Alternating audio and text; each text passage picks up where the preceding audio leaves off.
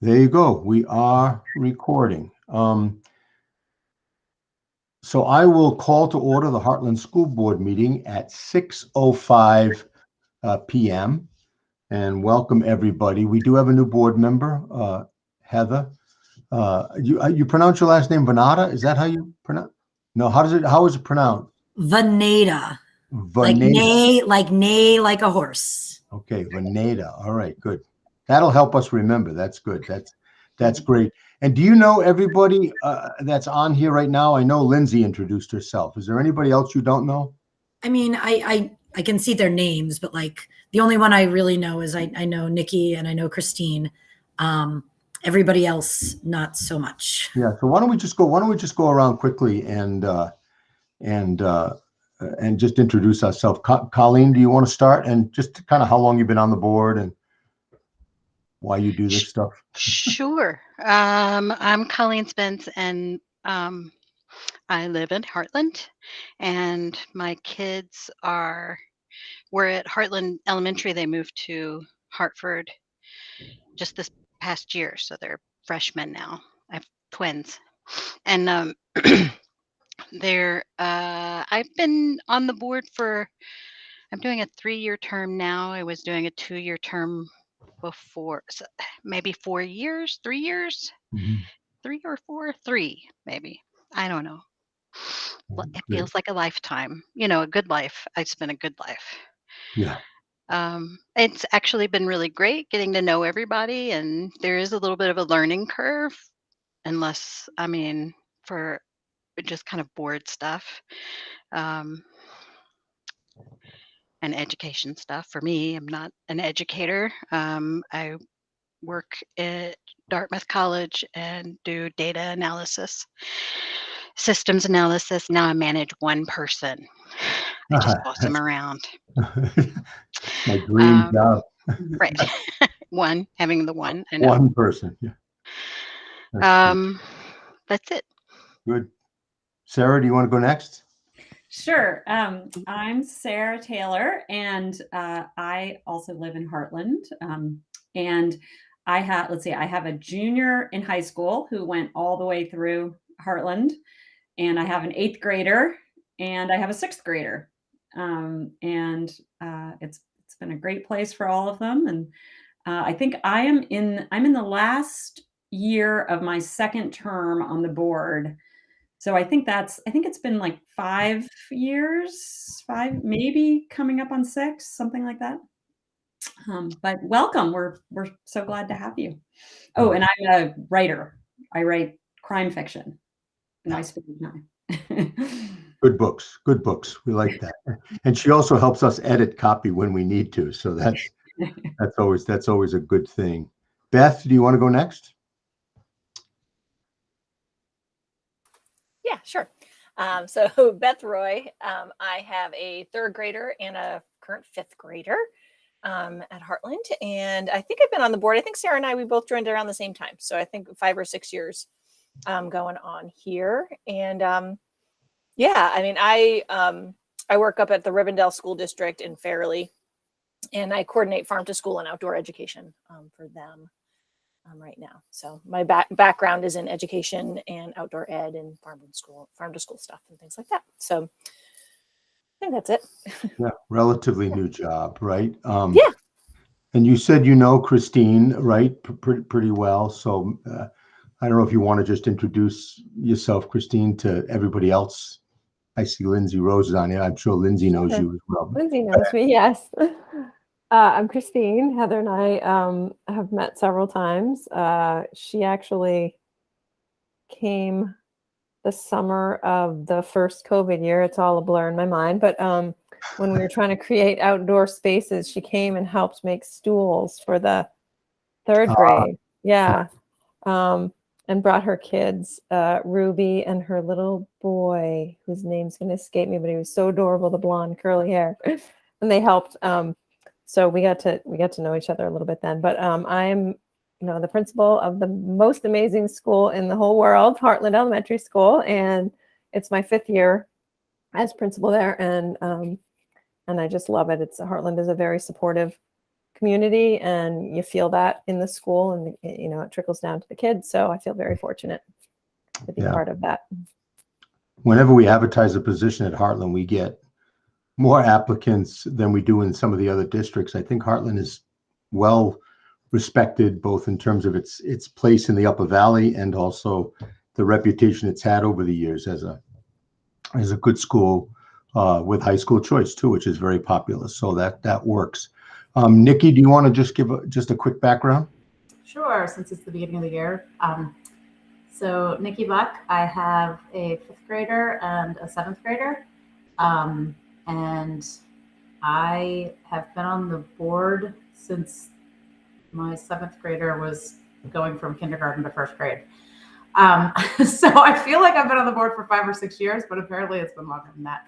I'm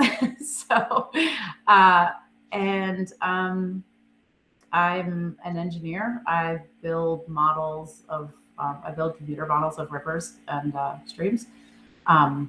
And when I'm not coaching hockey or doing board stuff or running the figure skating club. So that's what I do.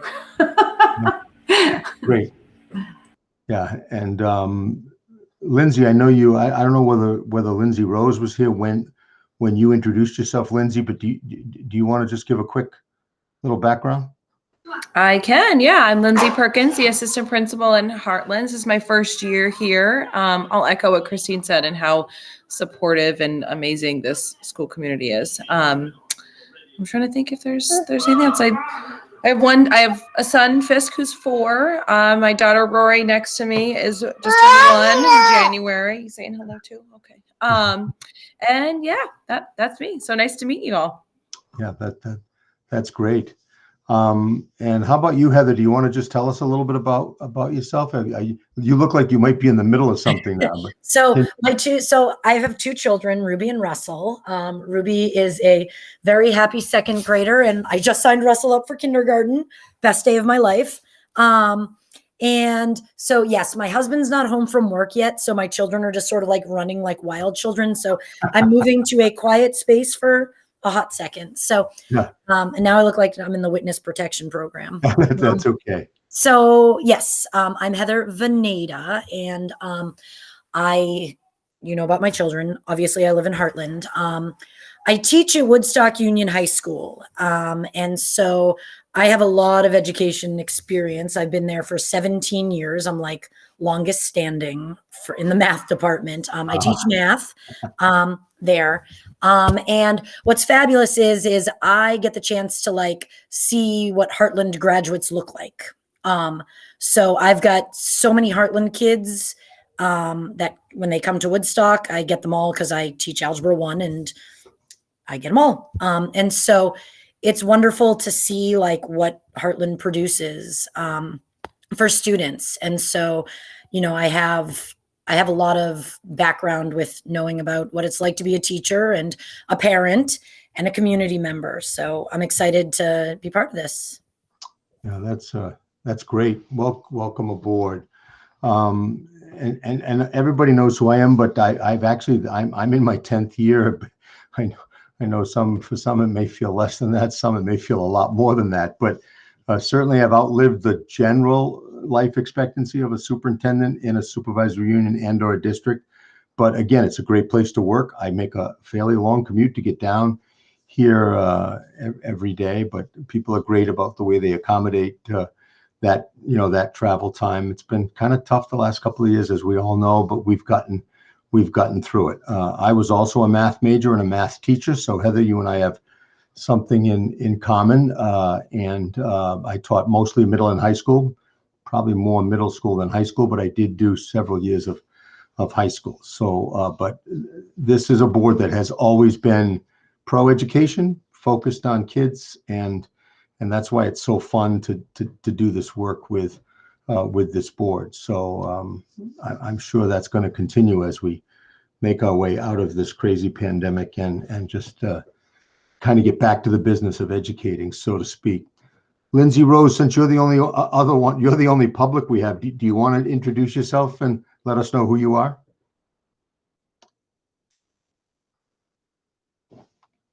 We got to get Yeah, do you have volume or no? Oh, sorry, that was, There I'm you so go. used to Zoom, not Google Meet. Now you've got it. Hi, yes, I'm so surprised I'm the only parent. It's so nice to see, I recognized half of you I've met in the world, but it's so nice to hear your backgrounds and meet you. And I have a fourth grader, Bodhi, and a first grader, Inara, in Heartland Elementary School, and I honestly love the school so much. We moved from the Waldorf school 2 years ago, just in time for the pandemic. Um, and I really want to get more involved, and I'm really looking forward to moving from talking about the pandemic to all the other fun things that are going on. And yeah, thanks for having me. Yeah, and we will do that. That makes a good point, though, Lindsay, that we've been, both by state statute and by desire, and we've been remote mostly for the last couple of years. But I'm told by one of our legislators just today that probably this month will be the last month that we don't have to have somebody in person. So in April, I assume we'll go back to some level of hybrid, because I think for the community and actually some board members, I think the remote option has helped and has worked. So my guess is we'll try to make it a hybrid as we move forward. But this has been great, because usually, Lindsay, there are more people on than this. I don't know why tonight was is a little short. I think people understand that some of the bigger discussion is going to happen on Monday night. So I think we'll get pretty good turnout at the SU board meeting on Monday. But thanks for coming. And if you can stay involved, Lindsay, that would be just great. And the fact that Heather came on board. These board positions, they tend to be very thankless and certainly not very high paying jobs. So people tend to do their couple of terms, and rightfully so, they need to move on. So if people are coming up behind the current board members that are willing to serve, it's really great. So I'm not trying to give you a hint, Lindsay, but keep that in mind, because it's always good, and it's always nice too. And not that we don't need community members that don't have children in the school, but it's nice when you've got somebody who has a real passion for the school and wants it to succeed. That's helpful. Great. So that's Yeah. enough. Good. Sorry. What'd you say, Lindsay? I just said thank you. And I actually wanted to run this year, but my partner talked me out of it because we have a 6-month-old child. So maybe the next term that opens. That's right. Good. As we know, that child will grow. So then maybe at the next time around, you can be a candidate, and you can see just by the backgrounds of the people, without embarrassing anybody. It's a great board, very invested, very passionate, very educated, and they approach things with good data sources, and they hire good people, and that's why Heartland is the way it is. Very low maintenance. Christine really knows what she's doing, and so does Lindsay. And I don't. Every now and then I have to jump in, but for the most part, it's it just kind of runs itself pretty much. So again, as I said, this is the only meeting I call to order. Colleen, go ahead. Sorry, did I miss somebody? It was me. No, you didn't miss anybody. I don't think. We have our chat back? The chat's not work. The chatting. Really? I didn't turn it off. I did not turn it off, but let me. I wonder if it's because we turned it off last time we met. Yeah, there was some time we turned it off. Yeah, for and a reason. it must stay off. That's interesting. I think it was during the annual meeting we turned it off, so it must be the same sort of thing. Yeah. So now, if you want to use the chat, you can use the chat. And the chat's interesting just with meetings, because sometimes if it's a very controversial meeting, it can get very distracting. So sometimes when there's a lot of people, and that, just to warn you, that might be what we do on Monday night, and people will have to be recognized and speak if they speak. But anyhow, this is our reorganization meeting. It's the only meeting I call to order, and as you can see, I like to keep as much control for as long as I can during this reorganization. So that's why because once Nikki takes over, I have to shut up, and she just, if she's the one that takes over, who knows? Could be anybody on this call. So anyhow, that's where we start. We start with the nomination and election of a chairperson. So I will take nominations for Chair of the Heartland School Board. I nominate Nikki Buck. Okay, I have a nomination for Nikki Buck. Is there a second to that nomination? I'll second. Sarah has seconded that nomination. Are there any other nominations? Okay, hearing none, we'll close nominations. All those in favor, actually, I think I'll do a roll call vote, go around and just say aye or nay.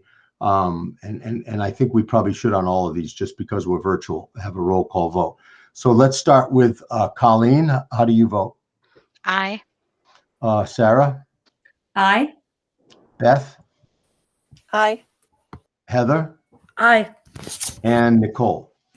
Aye. Aye. Okay, so that is a 5-0 affirmative. And now Nikki is our chair for another year. And now she will take over and she will do the rest of those positions. Okay. I will take a nomination for vice chairperson. Does anybody know who the current person is? I think it's me. I'm, I think it's Sarah. Yeah. Yeah, I think it's. I thought it was Beth. I think we switched last time, Sarah. Yeah, you That's did. why I think I'm secretary. And if happy to do it again, but if someone is excited about doing it, I'm also very happy to give way. Can I ask what that position looks like? Yeah, Heather. Yeah, you can explain it, Sarah. Sure, go ahead. Sure. I mean, I feel like I've gotten off pretty easy because Nikki is such a stellar chair and really, handles things. And I think I've had to run the meeting maybe only once or maybe twice, but very infrequently. It's really just to kind of be the backup for the chair and to I think sometimes to kind of be a sounding board for the chair too, but mostly just to be there if they have something come up.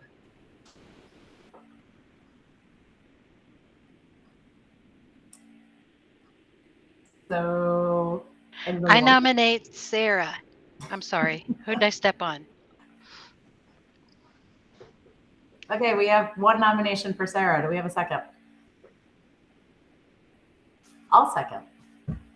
There you go. Okay, any further nominations?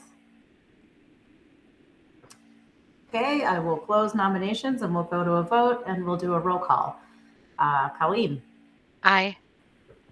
Beth? Sorry, typing. Affirmative. Sarah? Aye. Heather? Aye. Okay, so Sarah is our, I assume you voted aye, right, Nikki? yeah. Oh yeah, Nikki, aye. 5-0. Okay, so now I'll take a nomination for the clerk. So Heather, I'm going to nominate Heather because I feel like the clerk is, that's my first role on the board. I think that was a lot of people's first role on the board, and it really kind of made me pay attention, but it's not a ton of work.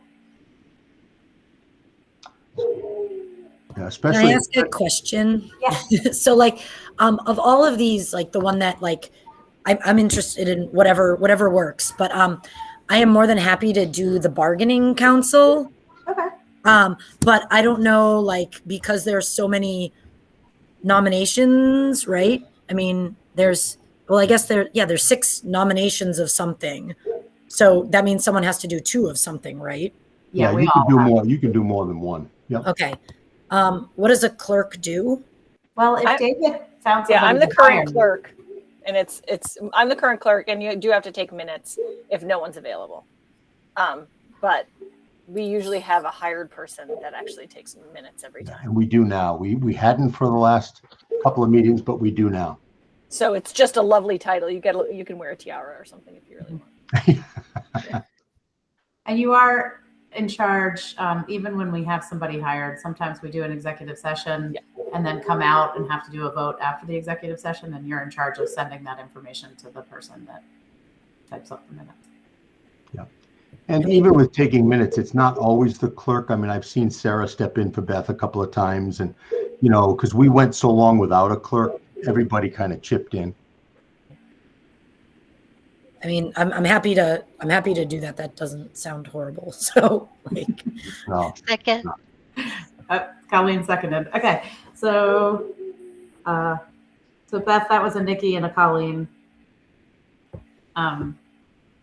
Okay, do we have any other nominations for clerk? Okay, I'll close nominations and we'll take a vote. So I'm going in the same order. Colleen. Aye. Beth. Aye. Sarah. Aye. Heather. this is your form of hazing, by the way. It is. And Nikki, aye. Okay. Okay, Heather is now the clerk. Okay, so now we have a nomination and election of signer of the manifest. Scott used to do this. It's somebody that can get to Windsor during business hours. Yeah, before 4:30. Right. And just to explain, I mean, Scott was very faithful to it. We pay bills twice a month, and it's usually about somewhere around the 5th, between the 5th and the 10th, and then between the 20th and the 30th. And what the signer of the manifest does, it's all laid out there. All the bills are in one pile. There's a cover sheet that has all the bills, and which is called the manifest. And then that person just looks them over. The accounts payable person is right there. So that's why it has to be during business hours. You might have a question like, what's this trip to Bermuda? How did that happen? So then, the bookkeeper can explain, the accounts payable person can explain that. And then you just sign the manifest. It usually takes probably at most 30 minutes because, and the invoices are a little heavier at the beginning of the year than they are at the end of the year. The real key to this is it should be somebody that has flexibility in their work schedule to come in, between the hours of 7:30 and 4:30.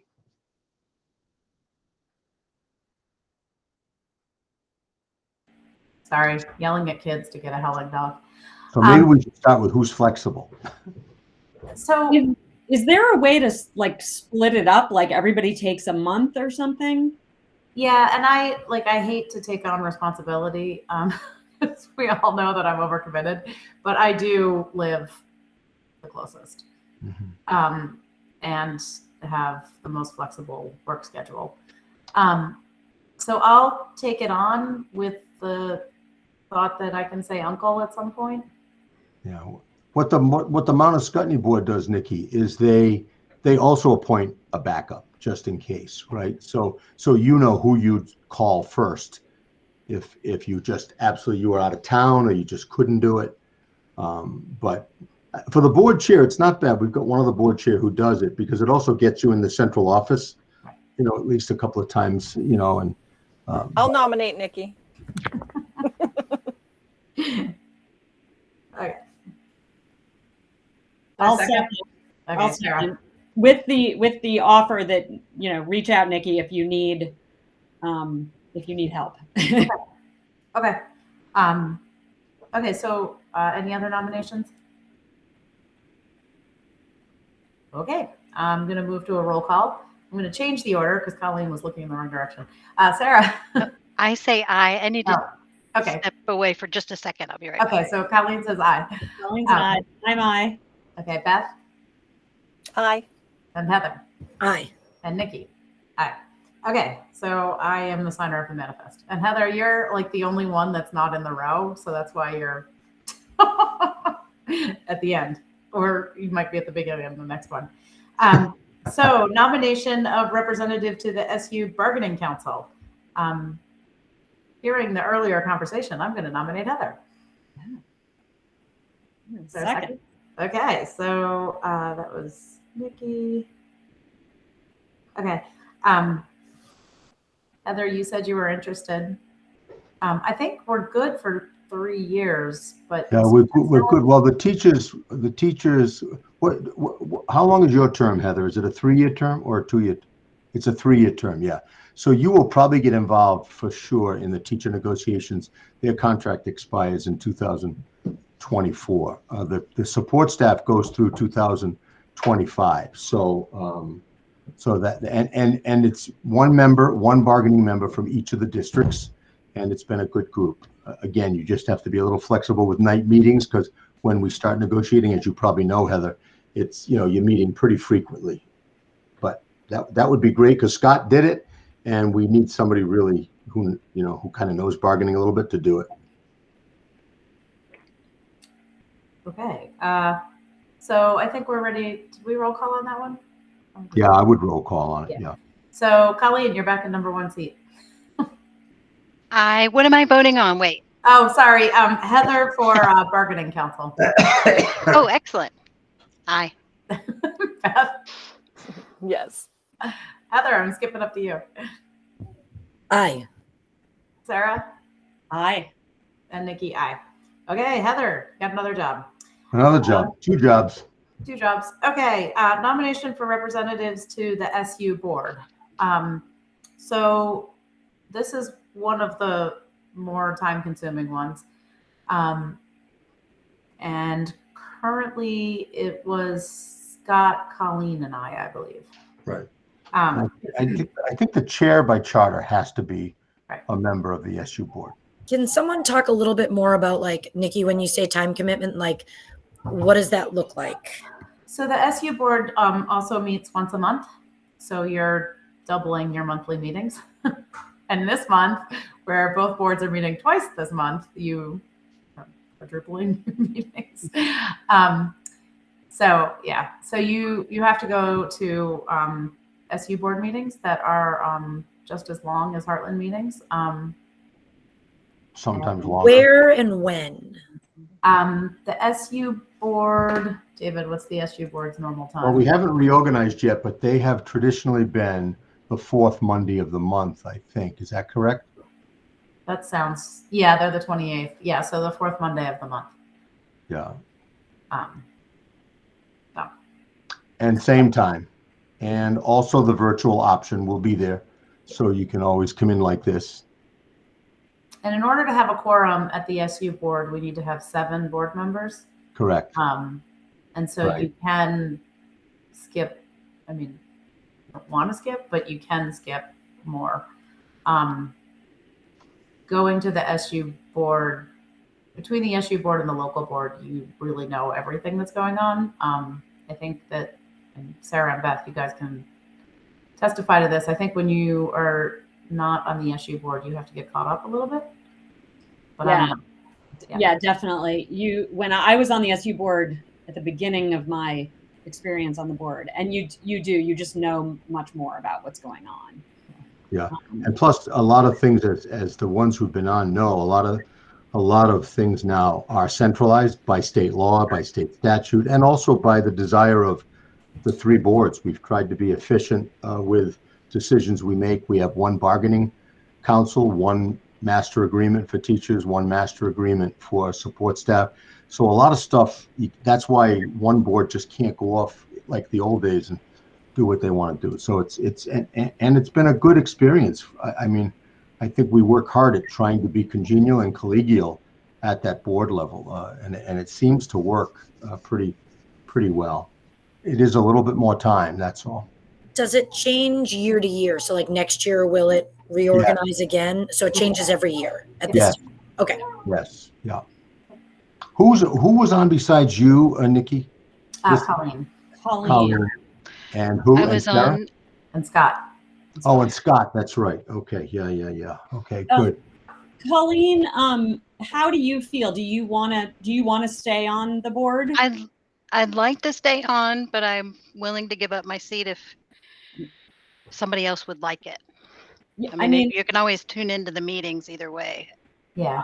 I sort of feel like it really is sort of my duty in this last year of my term, but I also, Monday nights are really, really difficult for me because we have all of our music activities with kids on Monday night, I can figure it out. But I also, if Beth, if you're excited about doing it, or Heather, if you were, I Yeah. would be happy to let you do it too. So Yeah, no, I For feel the like third it's my, yeah, I just kind of feel like it's my turn. In Your the sense of time. like, no, it's my turn. Like, it's like, I feel like now, because I've been off the SU board for a couple years. So now it's like, oh, I need to get back on it. And Yeah. go ahead and do And it. I think I know at the Weathersfield board meeting last night, and this is probably good information for Heather, that board felt, because they've got a new board member too, and they felt maybe it's good to let that board member get a year under their belt of just the local board. That's what I was gonna say. Like, if I am happy to, like, next year I'll be your lady, but Just this jump year up. I think I'm gonna hold in. So certainly if Colleen and Beth, or Colleen and Sarah, that would be great. Nikki, I Yeah, don't no, even, I'm fine covering that, Sarah. I think I have a little more flexibility in my life and the current work situation than I did. So. excellent. So I'm going to nominate Beth, Colleen, and myself. perfect. I'll second that. Okay, Sarah seconds. Okay.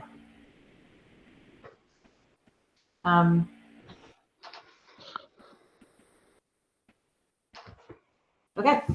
I think we need to close discussion on that. Okay. So we'll go to a roll call. So Heather, you're first this time. Aye. Sarah, Aye. Beth. Aye. Oh, Sorry, wait. I have to go back and forth from screens. That's why I don't know if I'm muted or not. Aye. Sorry. Okay. Okay. So Beth, Colleen, and I are the SU board representatives. Designation of a truant officer. This is Officer Paul traditionally, so I'm going to nominate Officer Paul.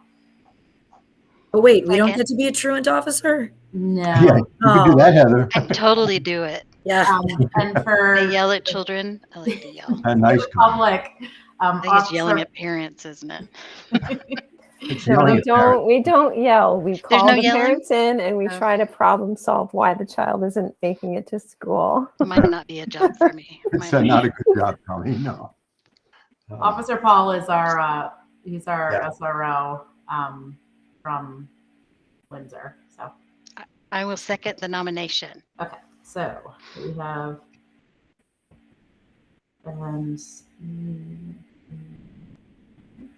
okay.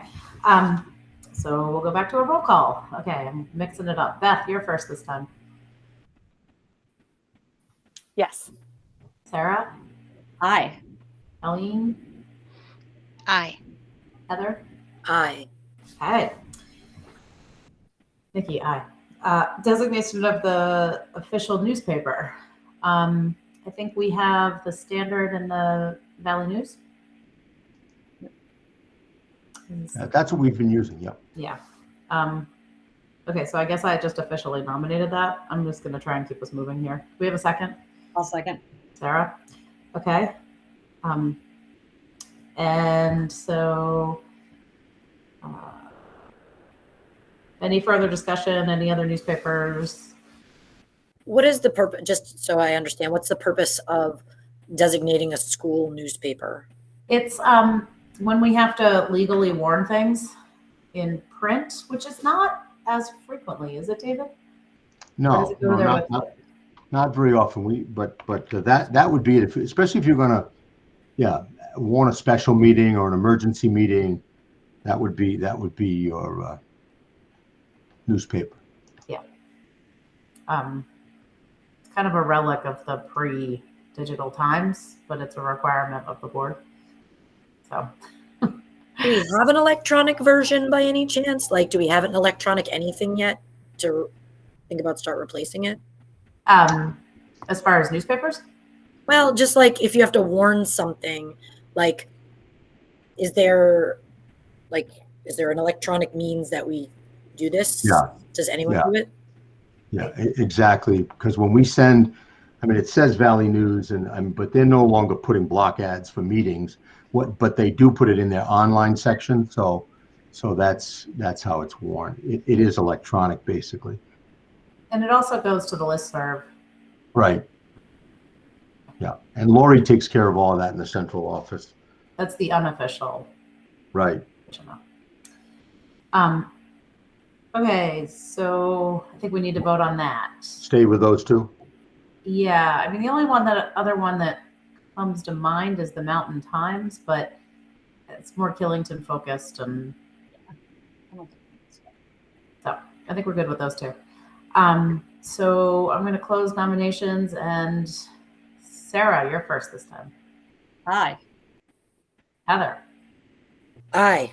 Colleen, Aye. Beth, Aye. Nikki, aye. Okay.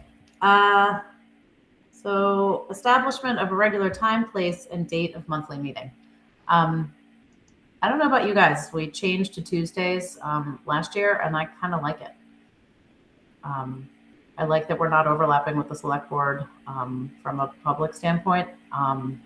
And Mondays we're feeling kind of crazy anyway. So I like it too, Yeah. that it's not on top of the town meeting. And we Yeah, and it's 6:30 start. I don't know. I like it starting before 7. Yes. and we've traditionally started at 6. I like Yeah. that. It makes me fly in here, as I was texting David and Christine as I was pulling up the driveway. But it gets us out of here a half hour earlier. Would we consider a 6:30? Just, I totally understand people's time, but just wondering. Yeah. I could go along with that. Sometimes 6 is a little early in our house. I've switched it to 6:15 because 6 is tight for me. I don't know. It does. The meetings do go long, Heather. I'm just gonna be real. So sometimes the earlier we start, the earlier we get home. Which if we're in a 9 person, 9 p.m. meeting isn't crazy to end or 10. with it. Yeah. Yeah. Don't I was scare trying to her. look good, Kristen. Well, I'm just saying that it is true. So Yeah. just something to consider. I guess I like to push it early, and then if we need to push it back, we can do that. So are we saying 6:15 or are we saying 6 or 6:30? Where are we? We should average and go with 6:22. Yes, yeah. I was gonna say, well, we heard 6 and then we heard 6:30, so maybe 6:15 is the right compromise. I don't think it does not matter to the administration at all. Heather, does it make a difference if it's in person or online? I mean, whatever time is most convenient, I will make it work.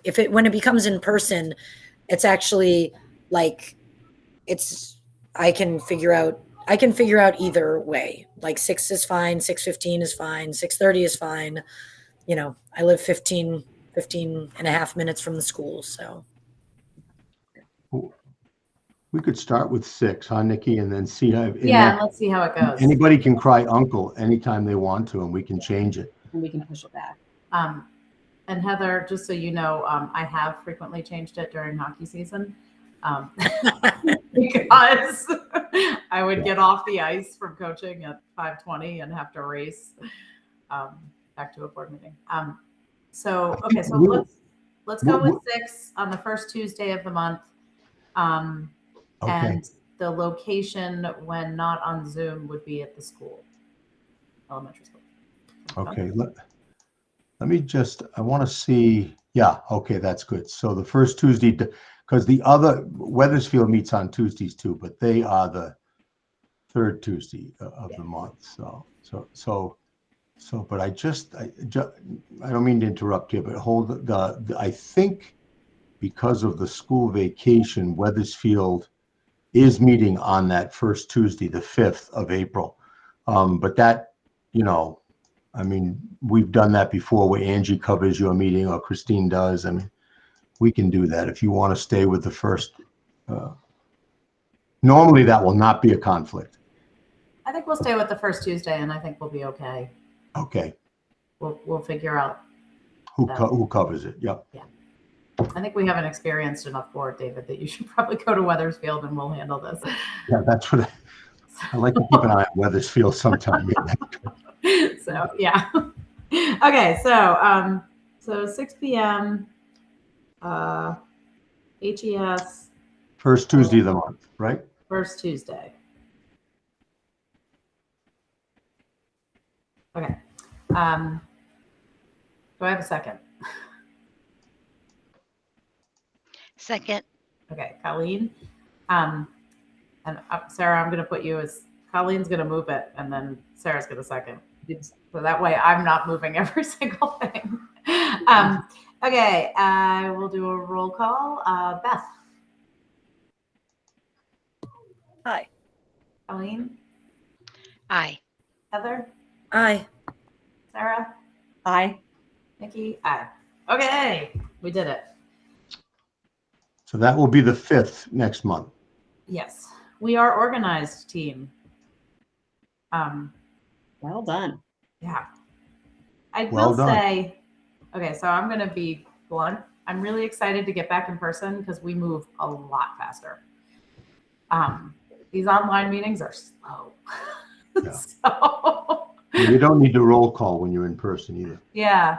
And I think we've reorged before in like 15 minutes, and that just took us a half hour. So, okay.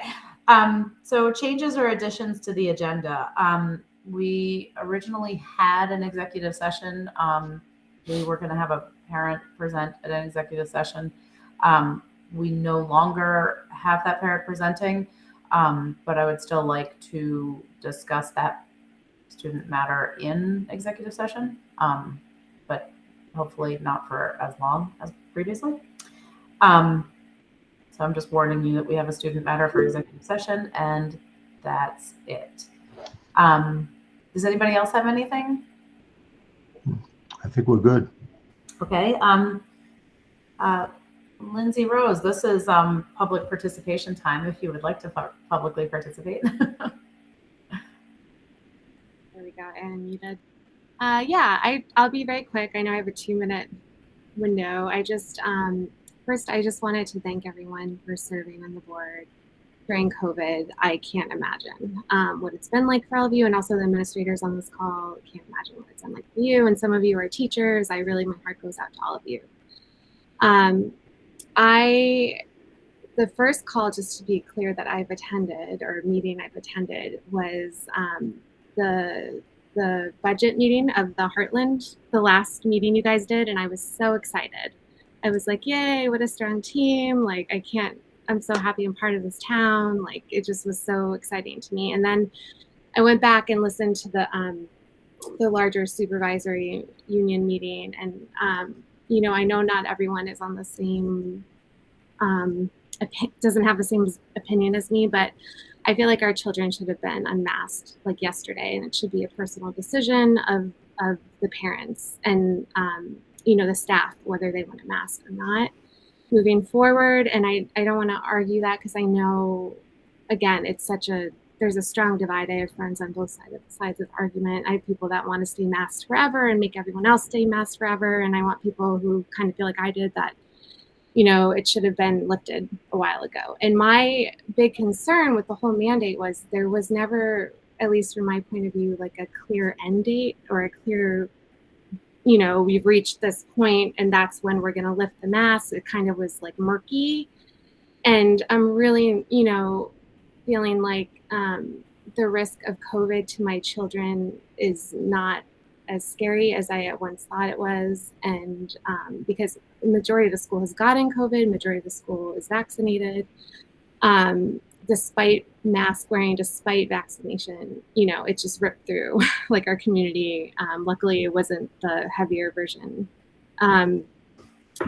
Anyway, all that to say that when I listened to the supervisory union meeting, I heard a lot of concern about the community or older people, or there wasn't a lot of concern. I know you probably talked about this before that meeting about the children and their socio-emotional issues that may come up. I fear that the years to come, we're going to learn a lot about what mask wearing for 2 years did to our children.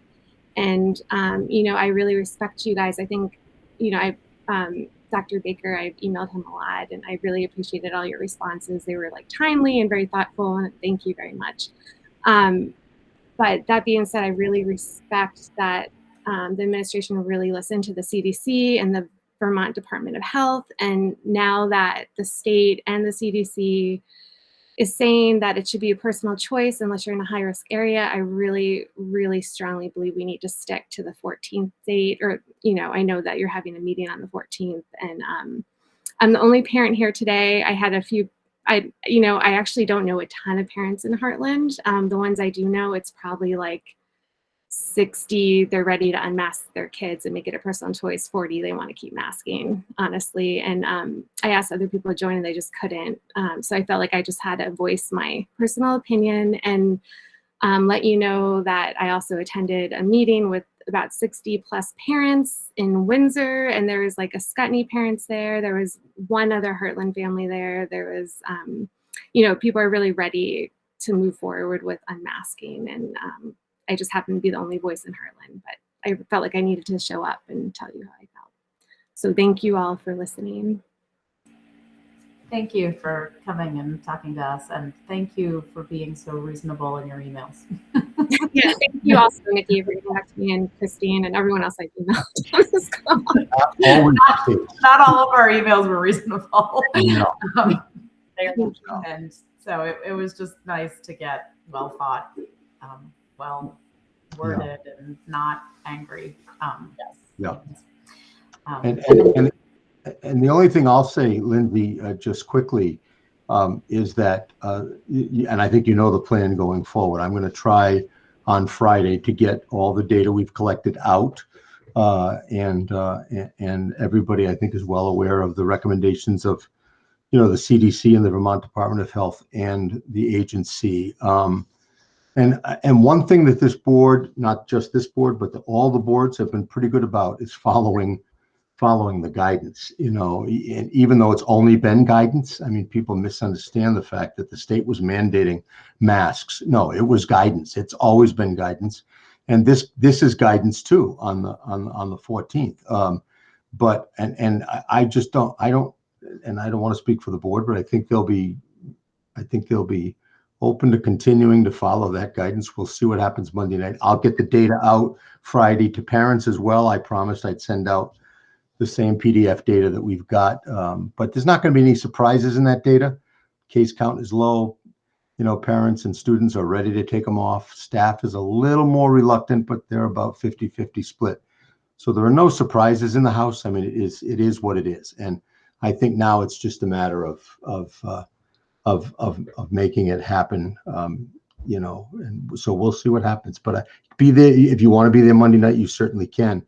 The problem I've got, and I was going to ask the board about this, but I think I'll probably ask the board chairs. I think if Monday night that decision is made, and we tried to have a meeting this week, so we would beat the 14th. We just couldn't organize it in time. But if it's made on the evening of the 14th, I'll probably use one of my famous robocalls to announce it, because I just want to make sure everybody knows that it's optional on a certain date, and then I'll send out a clearer understanding of what that means, because we're still going to have a fair number of people who want to wear their masks, and we're going to have to be cognizant of that. And there's going to be the other question that keeps coming up is what would trigger us going back to masks, and so we'll talk about that on Monday night as well. But that's all. And I think Colleen had her hand up. Sorry about that. Colleen?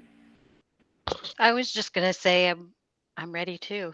That I think we've come to that place that I still want to follow guidance, but I'm kind of expecting that we will be able to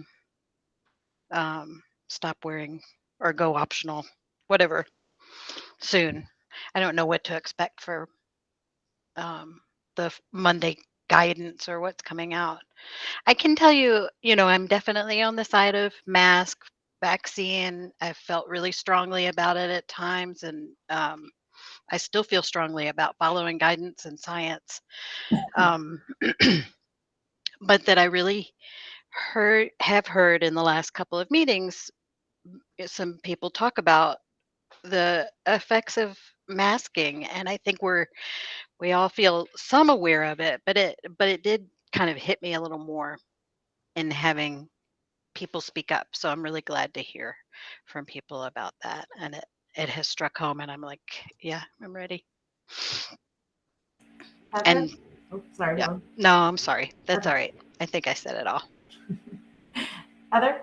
So we went mask optional last Tuesday, right the day after town meeting day. And I, knowing that this meeting is coming up on the 14th, I've asked several of my students who currently still wear masks and a bunch of my faculty members, like, what was it like? And what is, like, how do you feel now? And it was interesting to hear, like, I have a few faculty members who say, I'm wearing a mask because I want to be supportive of the students who are still wearing masks. And I think, cool. And then, when I asked some students, it was interesting because some of them said, like, the first day when I walked in and like I saw my classmates' faces, like that was a little scary. But then by the next day, it like it was like 2 years hadn't happened, and like I remembered what people looked like, and like I'll still wear my mask because my parents are making me, but like it's nice that we finally get a personal choice. And like today in one of my classes, out of 16 kids, only one was wearing a mask at the like, and like we're a week and a half into it, and I'm not wearing a mask. I have a student teacher. She is wearing a mask. And, like, I think that this personal option to like really do it is, I think it's a great idea. Thanks, Heather, for giving us a glimpse of what the future might look like. Sarah, I think you're next. Yeah, I mean, I think clearly we're heading in this direction.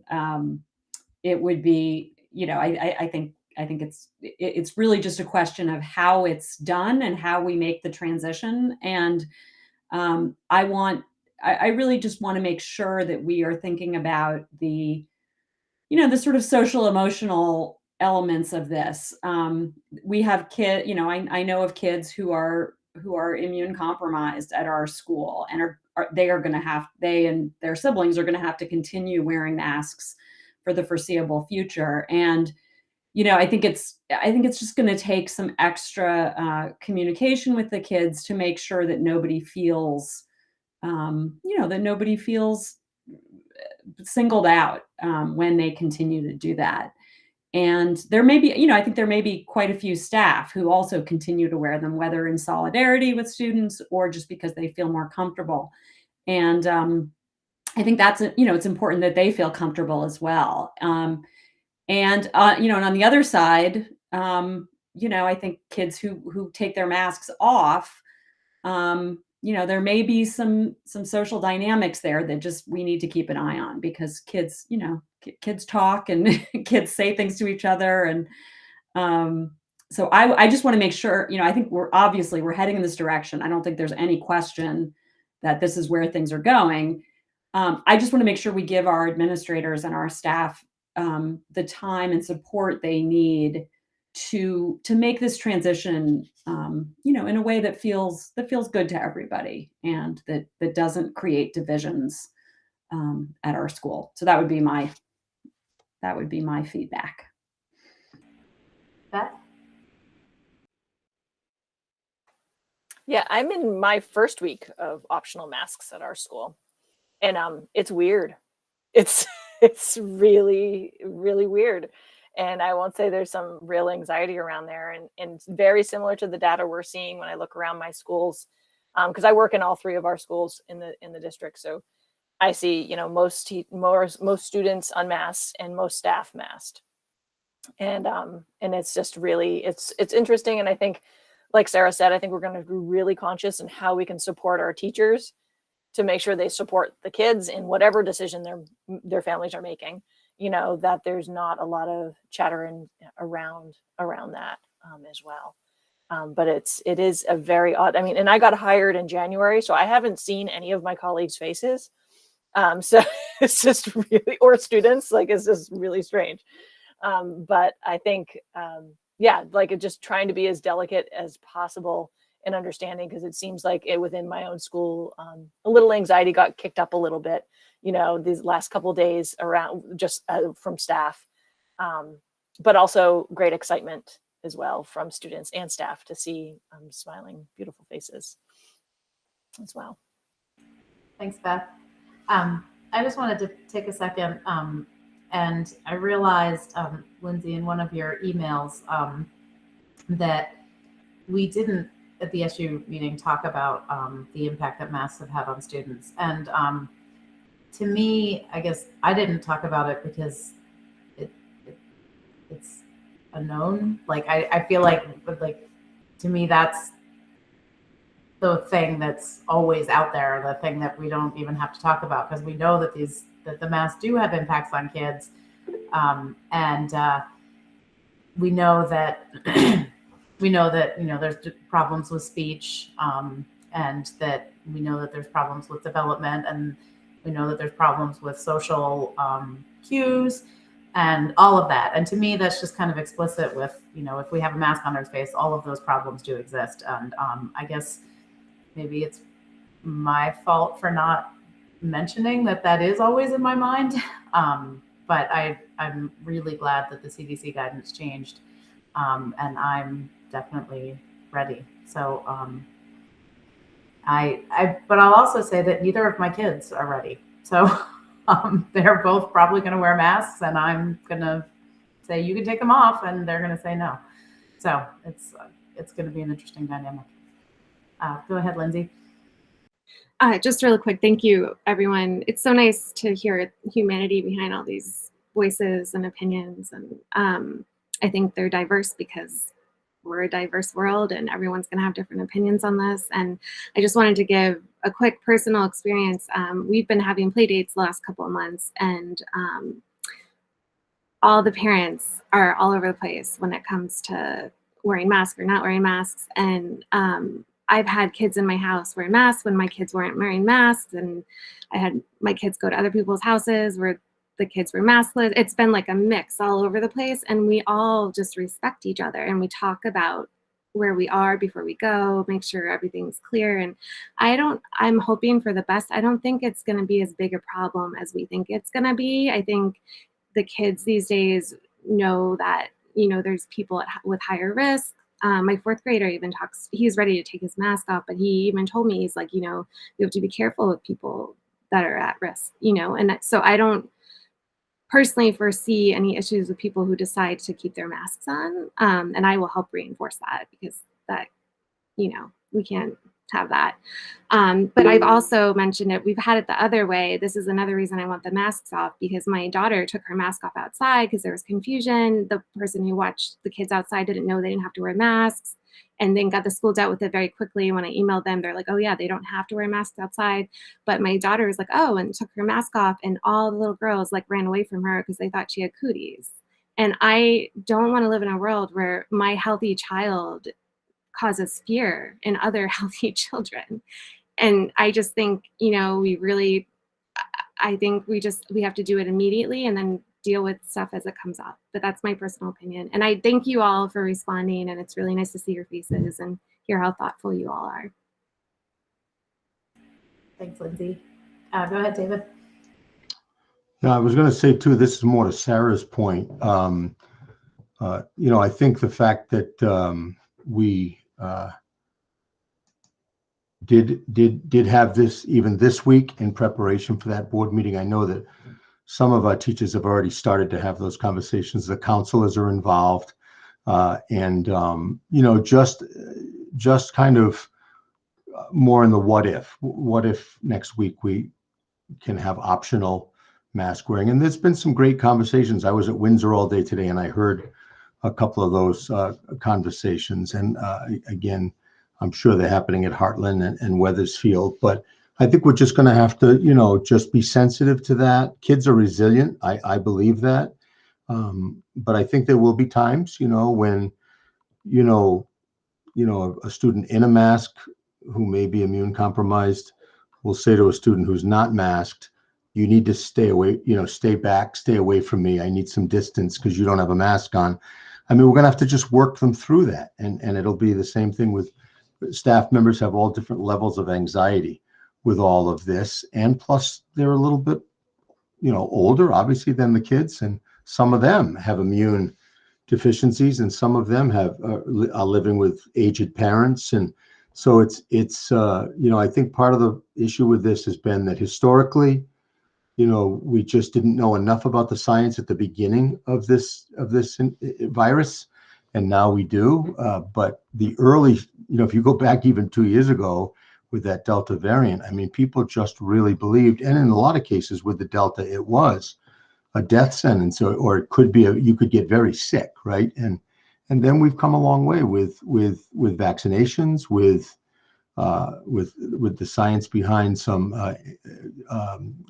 medications now that are really. So I think as you all said, we are coming out of it. The difference with a mask compared to everything else we've dealt with, the difference with a mask, because we've had vaccinated and unvaccinated, right? We've had people who are immune deficient and others who are not, but that's not as visible. The mask is visible, so I mean, we're going to have to just be really sensitive to that. But I tend to agree with everybody, including what Lindsay said. I think the kids, sometimes adults, we get more nervous than we have, and then the kids, 4 days from now, as Heather said at Woodstock, 4 days from now, they may be fine. I did want to, and then I see Christine's hand. I did want to ask Heather. I know she turned her camera off, but I know the middle high school went optional because they certainly met that original criteria of 80% vaccination rate. Do you know, Heather, what the elementary schools are doing, or have they had a chance to meet and decide? They're trying to decide what to do about it right now. I don't know. I mean, their vaccination rates are pretty high as well, not 80%. And a lot of them a couple of them have pre-Ks, so that just brings down the whole thing anyways, because they're not eligible. Right. Yeah, so we were all similar vaccination rates for all three schools in my district. Yeah, as we are. They were pretty high. It's all three. Well, they're in the high 60s, I think. Yeah. That's about where we are, basically. Yeah, about that. And I think that and we're mask optional around with all our pre-K. Well, what we also learned with this variant, right, is that it was getting to the vaccinated and the unvaccinated. What was more important was that at the pediatric level, and there are pediatricians that would argue this, but from what I've read and our local pediatricians, kids weren't getting really sick with this, so much different than the Delta variant, so to speak. I'm going to move us to Christine and then Sarah, and then I think we should move on with the. Yeah, good idea. We're going to have plenty of time to talk about this. We're going to go all through this Monday round and around for a while. I just wanted to share that we had a staff meeting today, and we talked a little bit about it and prepping the kids, and some of the concerns raised by the staff were not, about their own personal safety, but just around, especially the littles, like they're going to come to school. Some of them are going to be masked. Some parents are going to request that their children stay masked. And when you're dealing with 5 and 6-year-olds, when they see their friends unmasked, they're probably going to unmask. And so what's our level of policing masking? And, my K2s asked me to write a letter just to the parents to say, we respect and honor your choices. We want to be helpful. If you really want your child masked, we'll do our best. It's going to be really hard to police it, honestly. But they do want to help if parents feel really strongly, reminding those kids to keep their masks on. So just, stuff we're figuring out as we go. So I'll keep you posted. I don't anticipate huge problems in Heartland. I mean, our kids are kind and respectful and compassionate, and I think they'll support each other's choices. So, Christine, yet another thing that you didn't learn in principal school. I know, right? It's been so many things. Years of that. Sarah. I'll be extremely quick. I think I said this at our last meeting, but I think it's just really important too that we communicate that we are lifting that we're making masks optional at the moment, but that of course things could change. And I think the way we communicate this is very, very important, because if parents feel like, okay, the mask order has been lifted and the school will never ask people to wear masks again, and then another variant comes along, it's going to be a very difficult situation for our administrators. So I think just that people understand that, I think we don't know. Hopefully there are no more variants. Hopefully this is over and we can forget about COVID and we can all throw our mask collections away. But if the last 2 years have taught us anything, it's that, the best laid plans often have been destroyed by this virus. So I think it's just really important that people understand that we're going to make them optional for the moment, and let's enjoy every day of it. But we don't know what's going to happen. Beth? Yeah, and I'll say that Christine's concern definitely was a huge concern in my district, and it was communicated in the district-wide communication with that they were lifting the mask mandate, that staff were not responsible for policing masks at all, and that staff were just like, oh thank God, because that was they were so worried that they were going to have to figure that out.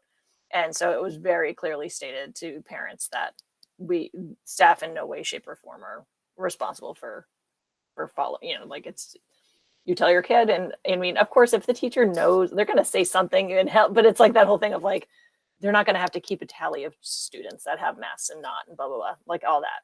And so I think really, and it was kindly communicated and well communicated. So it was, I think, easy to understand. Thanks, Beth. I think that kind of makes sense too. Okay, so I'm going to move us on to items for action. We have to ratify the support staff contract, which is called ESP, Employee Support. What does ESP stand for? It's the support staff contract. Oh, David, you're muted. Oh, sorry. Yeah. I think it is just that. I think it's this. I think the P might have stood originally for paraprofessional, but I'm not positive. I don't know what that acronym stands for. We're going to ratify the support staff contract and forget this. Yeah, that's good. We're going to ratify it no matter what that stands for. But it is it's all of our support staff essentially. And Scott represented you very well. The negotiations were lengthy. Thanks, Lindsay. Thanks. I'm just going to go over just very, very quickly the highlights of what we decided. Scott would probably do a much better job than I did, but these are some of our lowest paid workers essentially. And the nice thing about the support staff is we came in with a common goal, and that was to do better on salary and benefits if we could, because we want to attract good support staff and we want to keep good support staff. And as Bill Yates did a particularly good job of looking around the area and region to look at what support staff people were being paid, and we were on the low to middle end. So we wanted to change that. So over the next 3 years, it's a 3-year contract. There's somewhere between a 12 and 13% increase. They're hourly, so it works. But when we did that and put that into a salary schedule, it now becomes a very competitive salary schedule to some of our surrounding districts. So that's going to be helpful. The other benefit that was negotiated, because it was negotiated with the teachers as well, there will be an employer contribution to a 403B. We felt that after dealing with that with the teachers for several years and then finally negotiating an SU-wide 403B contribution, employer contribution, then the support staff should have that as well.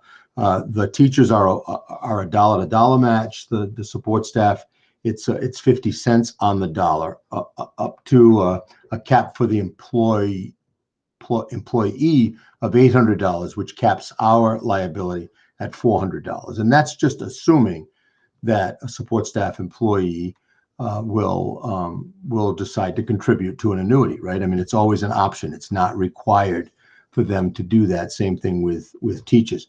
But this will be the first year it's a benefit for teachers. Heartland's always had a small 403B, but now everybody does, including the support staff. And then two last things we did negotiate 3 additional professional development days because that's been a problem, right? Our paraprofessionals and support staff need professional development, and they only had like 1 day or 2 days in there. So this will give them almost as many days as the teachers. So we'll be able to do some serious work with them. We also cleaned up some typos and some spelling areas. And then the last one is that our food service workers, because now that's controlled at the supervisory union, controls probably not the right word, but all the revenues come in through the SU and all the revenues go out, expenditures go out through the SU. So it only made sense. And it was tough for the food service workers, but they will now be on supervisory union contracts. They'll be part of the supervisory union collective bargaining group, if that even means much.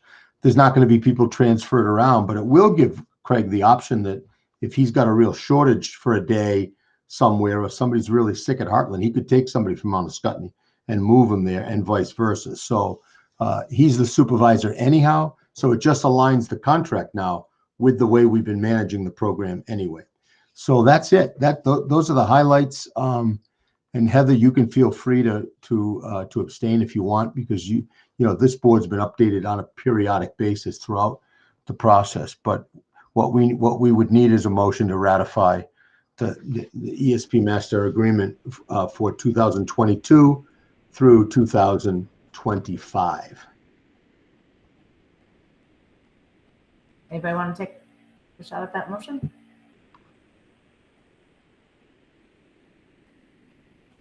Oh, you guys are dying to move it. I'll move that we ratify the ESP contract. I'll second.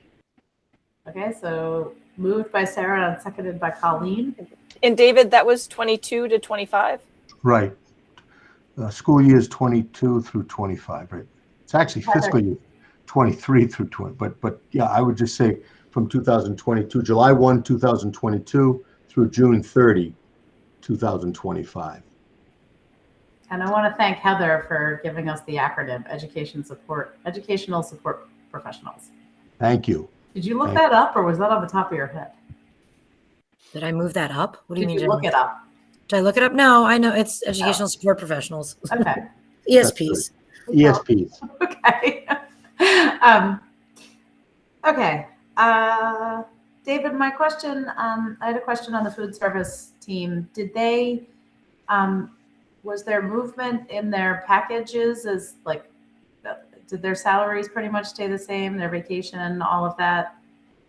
Like, Yeah, it did, but it went up, concurrent with how we moved everybody else up. Plus there used to be like these 13 columns for all these categories of employees. Custodians were in one, cafeteria workers in another. And we did a lot of work on that too. And now we're down to, I think, 4 basic categories, because we're moving cafeteria workers or food service workers into another column also, they got a little bit more. So I think they will feel fairly fair. Not that anybody ever feels fairly compensated, but I think they will feel fairly compensated. and do they also get 3 days of training? And they also, they're part of that agreement. So Awesome. And that gives Craig access to them. Or if we want to do something, because I think the thing we forget sometimes we don't own the bus company, but with food service workers, they're interacting with our kids. So, they need to understand trauma informed, and they need to understand social emotional needs of kids. And so there'll be an opportunity to give that kind of training to them. And Craig's pretty excited about it.